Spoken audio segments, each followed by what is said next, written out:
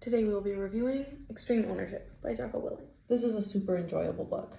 It's, as you can kind of tell from the title and the frame, it's really about applying military leadership principles to, more standard corporate business situations.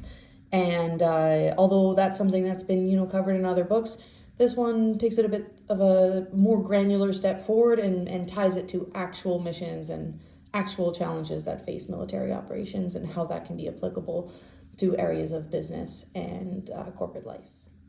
The authors are very aware of their backgrounds and how their approaches have had enormous success in the past, and they specialize in using this insight to help high-level business and corporate ventures tackle problems and lead teams.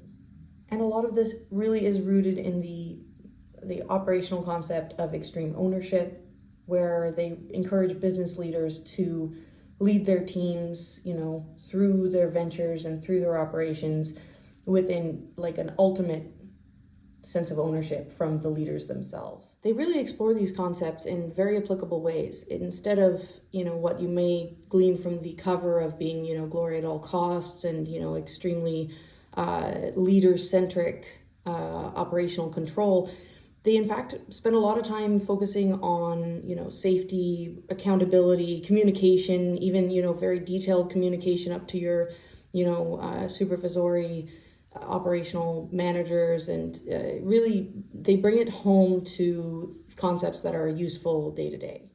Throughout the book, it's really interesting to see how much corporate infrastructure is echoed in military operations and vice versa, and really trying to have a mindset that every layer of leadership is part of the mission and needs to be communicated as such, and how things that may seem irrelevant on the ground level actually have enormous meaning when looking at things from a larger scope. And he ends the book in kind of this dichotomy of leadership and talking about discipline and how it equals freedom and balancing human nature to serve your constituents better, and really brings it in pulls all the lessons of the book together as he lands in his final chapter.